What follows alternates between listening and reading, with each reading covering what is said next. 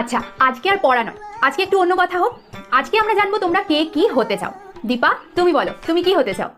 Ma'am, আমি doctor হতে চাই। বাহ, তা তুমি কিসের ডাক্তার হতে চাও? ম্যাম, ও পাগলের ডাক্তার হবে। চুপ করো তুমি, বসো অসভ্য মেয়ে। দীপা, তুমি বসো। অনিতা, তুমি বলো তুমি কি হতে চাও? ম্যাম, আমি অ্যাস্ট্রোনট হতে চাই।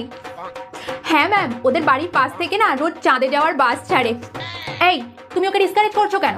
ওর তো তবু কিছু হওয়ার ইচ্ছা আছে, তোমার তো সেটাও নেই মনে হচ্ছে। এবার পূজা, তুমি বলো তুমি কি হতে চাও? ম্যাম, টিচারের মেয়ে তো টিচারই হবে না।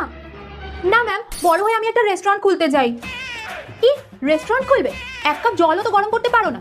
সারাদিন খাই খাই খাই খাই করে করে খাবার একেবারে মাথায় উঠে গেছে। দিন দিন ওজন বেড়েই চলেছে, রেস্টুরেন্ট খুলবে। মন দিয়ে পড়াশোনা করো, নাহলে রেস্টুরেন্ট খোলার বদলে ওখানে বাসন মেজে কাটাতে হবে। ধ্যাত, ভাল লাগে না। সবার সামনে মা আমাকে কিভাবে অপমান করলো।